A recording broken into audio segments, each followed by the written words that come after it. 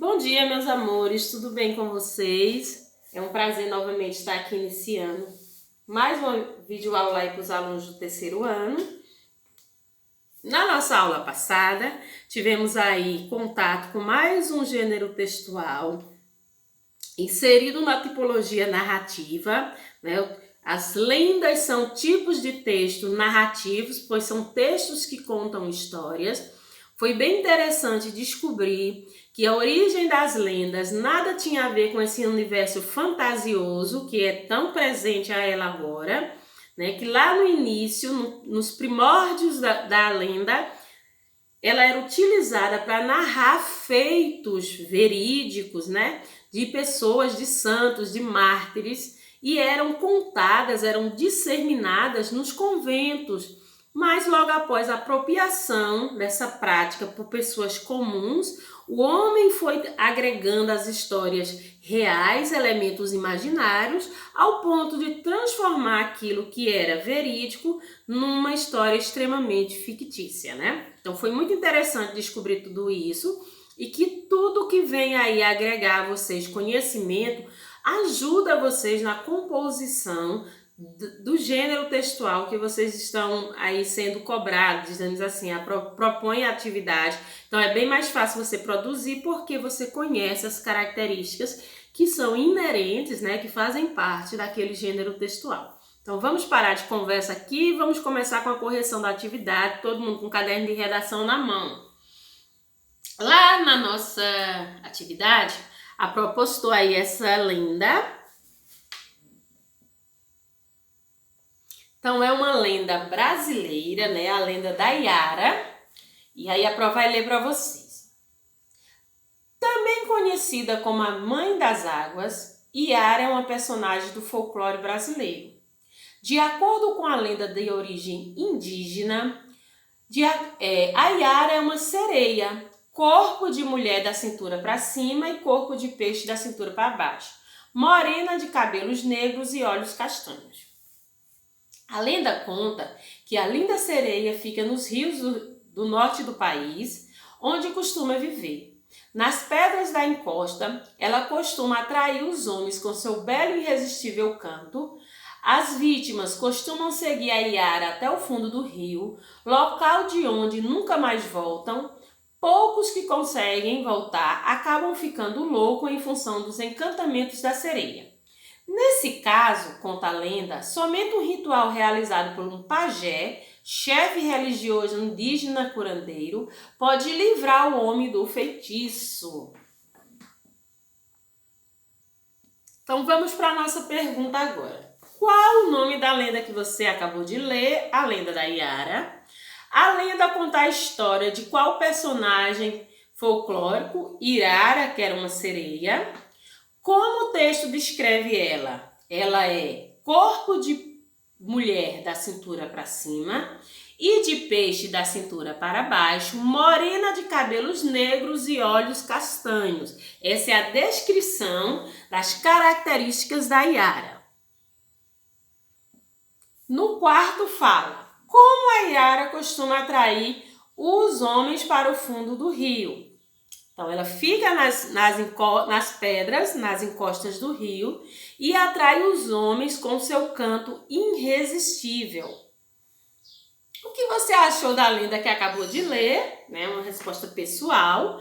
Eu acredito que todos gostam, eu acho muito interessante as lendas e fico imaginando de onde elas surgiram, porque vocês sabem que as lendas eram histórias verídicas, não que aconteceu dessa forma, mas que foram modificadas com elementos imaginários, né? Provavelmente as pessoas se afogavam nesse rio e aí eles criaram, a mente humana criou aí um personagem, no caso a Iara, para fazer esses acontecimentos ser do universo sobrenatural. O último pede para vocês fazerem uma produçãozinha de texto com base nessas perguntas, né? Lá a gente leu o texto e descobriu que os homens, eles iam para o fundo do rio, mas eles não voltavam. Então a primeira pergunta é, você já imaginou o motivo pelo qual eles nunca mais voltavam? O que aconteceu no fundo do rio? A Iara era uma sereia má ou boazinha? Então, vocês vão organizar essas ideiazinhas aí na cabecinha de vocês e vão me dizer as impressões que vocês têm em relação a isso. Quem quiser me mandar vídeos lendo o que escreveu, a Pro adorou aquela prática para mandar para o grupo mostrando o que vocês produziram aí. Quem não quiser fazer vídeo, pode mandar a foto aí do que vocês escreveram, só para a Pro ter a impressão certa de como ficou a cabecinha de vocês assim, acerca dessa historinha da lenda da Yara, viu? Vamos colocar aí nossa correção, nossa data, e hoje vamos pegar o nosso livro de português e abrir aí na página 74. Hoje a gente vai falar sobre os pronomes pessoais. Esse é o conteúdo que vocês vão encontrar lá. Página 74, pronomes pessoais. Então vamos primeiro descobrir o que seria um pronome. Os pronomes pessoais referem-se às pessoas do discurso, ou seja, aos agentes envolvidos no enunciado, podendo ser primeira, segunda ou terceira pessoa do singular e do plural. O que ele quis dizer com isso, terceiro ano? Quando ele fala que ele se refere às pessoas do discurso, ele está se referindo ao sujeito daquela frase. Quem é o sujeito numa frase? É a pessoa que pratica alguma coisa. Então, quando eu chego para vocês e digo assim, ó, Maria é minha melhor amiga. Nessa frase, Maria é minha melhor amiga, Maria, ela é o sujeito dessa frase. Ela é quem é minha melhor amiga. Mas eu posso substituir, que é a mesma coisa de trocar, o substantivo próprio, que é Maria, o sujeito desta frase, pelo pronome pessoal. Porque os pronomes pessoais têm como função, né, substituir a pessoa do discurso. Quem é a pessoa do discurso aí?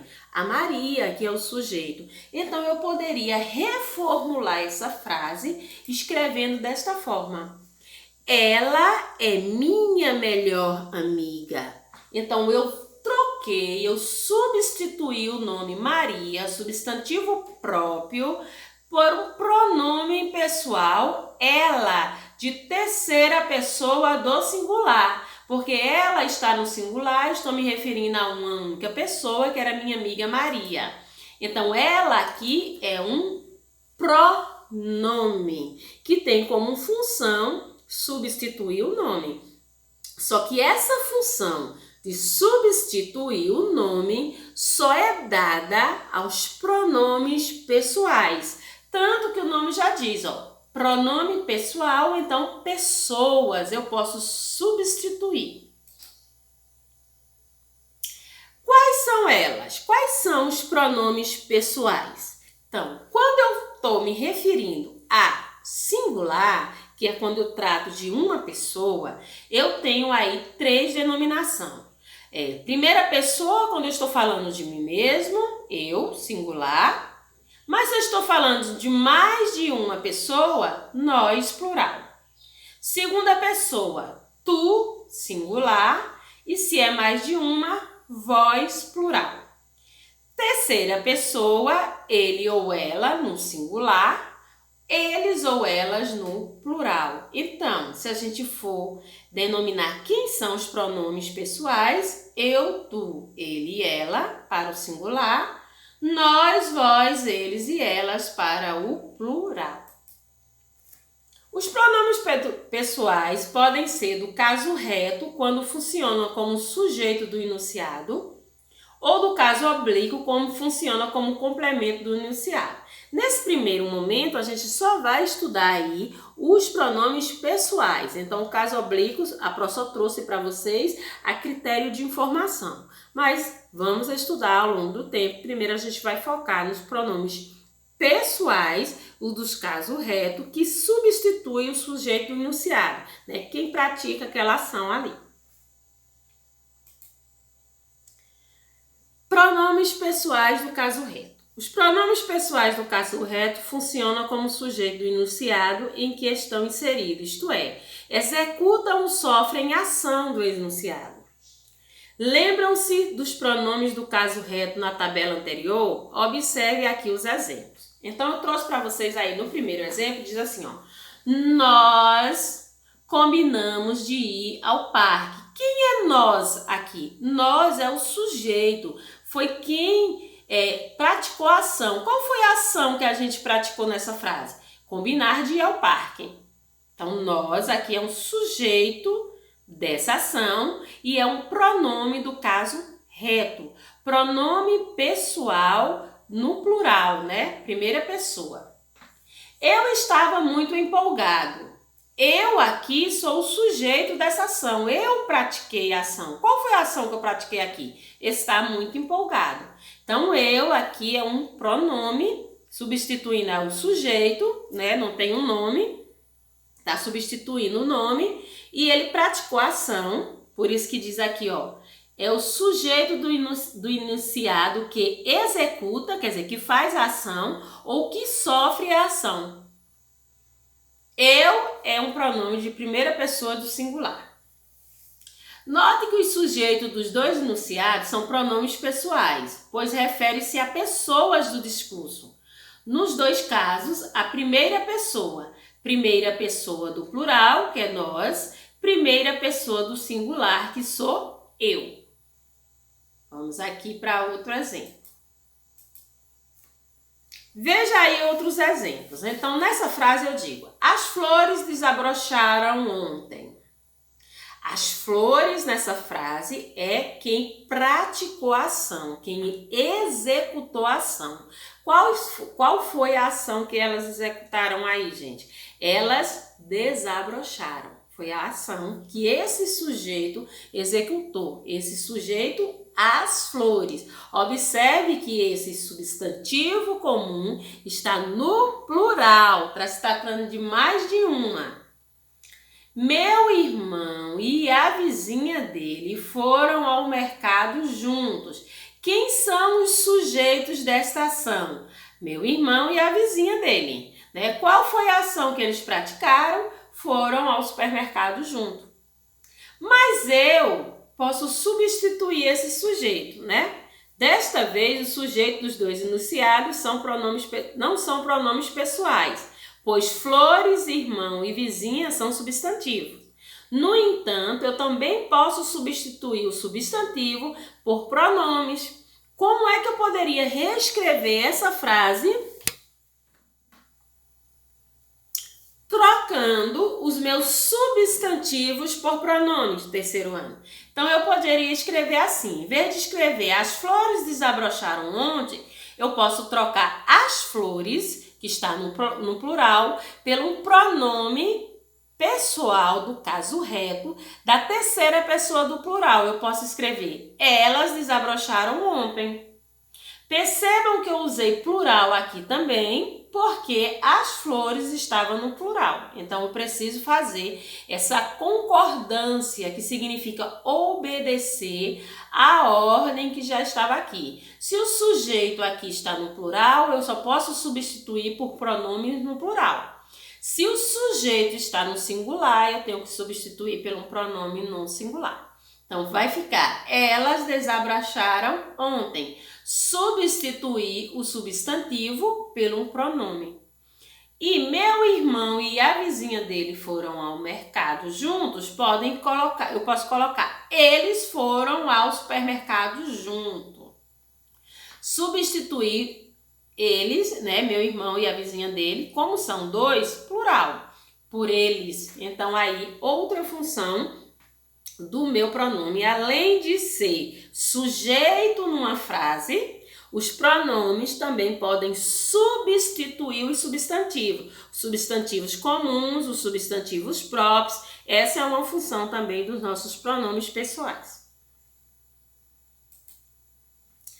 Esse conteúdo rapidinho aí que a Pro trouxe para o terceiro ano hoje, vai ser aí, vamos dizer assim, fixado de forma mais eloquente, né? Com mais ênfase na atividade que vocês vão poder fazer. Só que a Pro trouxe para vocês, além da estudo aí do pronome,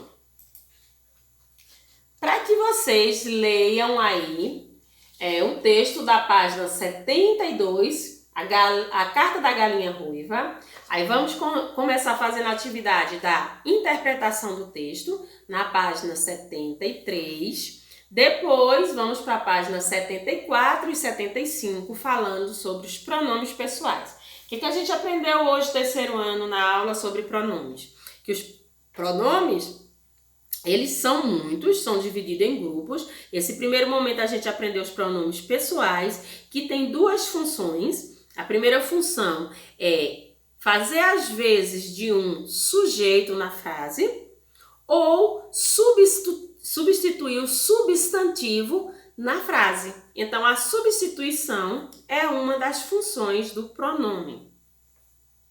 Vamos ficar por aqui, meus amores. Focam aí na atividade e até a nossa próxima videoaula.